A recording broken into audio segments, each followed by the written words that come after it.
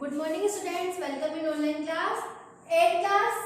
आज हम एसएसटी के सिविक्स चैप्टर का चैप्टर 5 न्यायपालिका इसका अध्ययन करेंगे कि भारत में अदालतों की संरचना कैसी है और विधि व्यवस्था की शाखाएं, इनके बारे में अध्ययन करेंगे। इसके पहले वाली क्लास में हमने पढ़ा था कि यहाँ पे न्यायपालिका की क्या भूमिका होती है और एक स्वतंत्र न्यायपालिका की क्या भूमिका होती है। ठीक है, आज हम पढ़ेंगे कि भारत में अदालतों की संरचना, कि हमारे देश में 3 अलग अलग स्तरों पर अदालतें होती हैं, कि यहाँ एक ही अदालत पूरे उसमें निर्णय नहीं लेती। यहाँ पे 3 स्तर पर अदालतें होती हैं। निचले स्तर पर बहुत सारी अदालतें होती हैं और सबसे ऊपरी स्तर पर केवल एक अदालत होती है।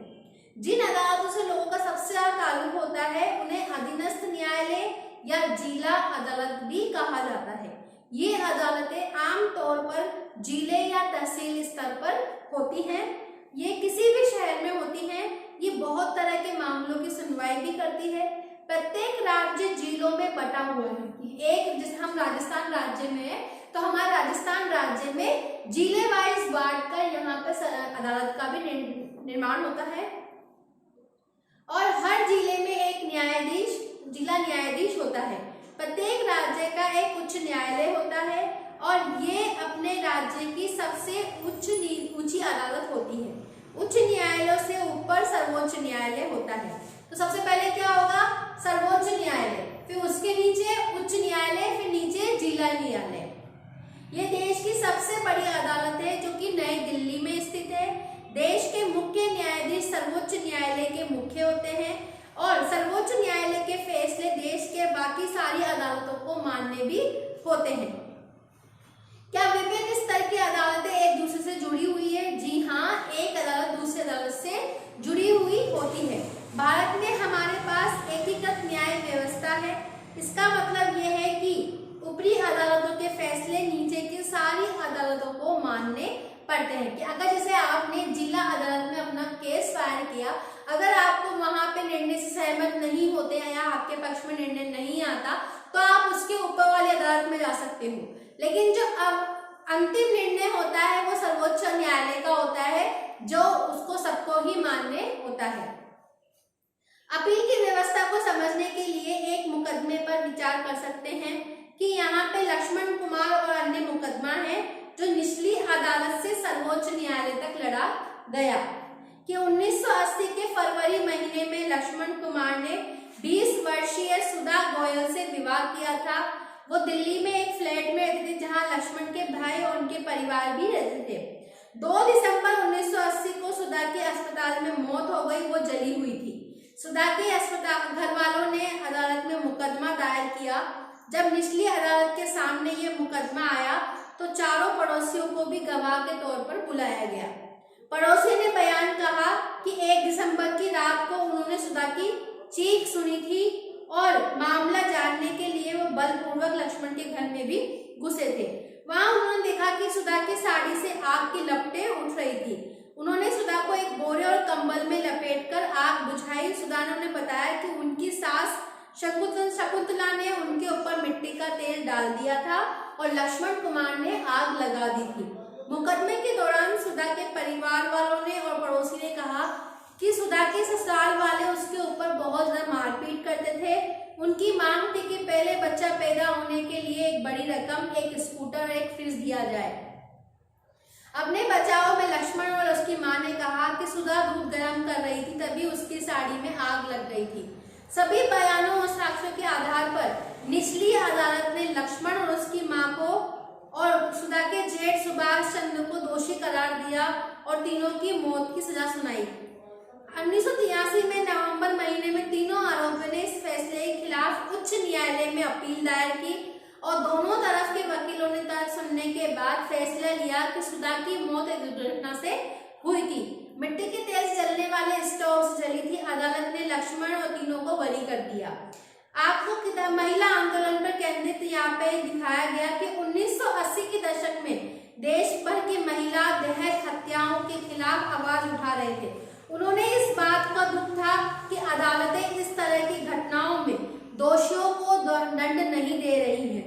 उच्च न्यायालय के उपरोक्त फैसले ने ऐसी जागरूक महिलाओं को काफी परेशान कर दिया है। उन्होंने कई जगहों पर धरने प्रदर्शन किए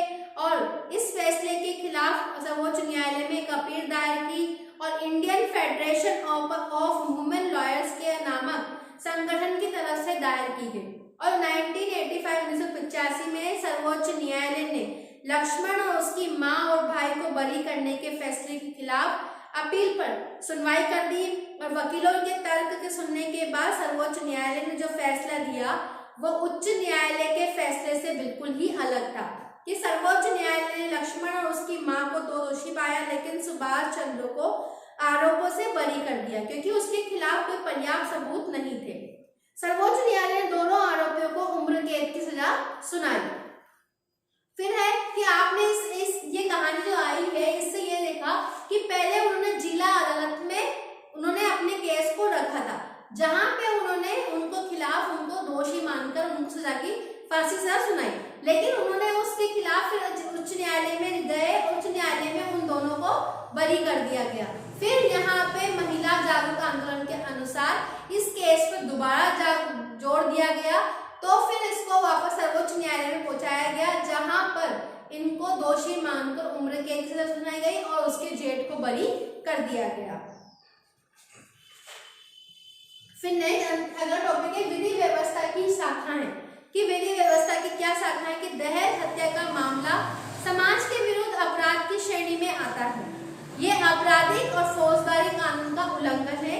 फौजदारी कानून के अलावा हमारी विधि व्यवस्था दीवानी कानून या सिविल लॉ मामले में देखी जाती है कि यहाँ पे कानून को दो भागों में बांटा गया है, फौजदारी और दीवानी। फौजदारी कानून में हम इसमें जैसे कि चोरी, दहेज के लिए औरतों को तंग करना, हत्या आदि के बारे में अध्ययन करते हैं, और दीवानी में जैसे कि जमीन की बिक्री, चीजों की खरीदारी, किराया, तलाक आदि से संबंधित इसमें अध्ययन करते हैं।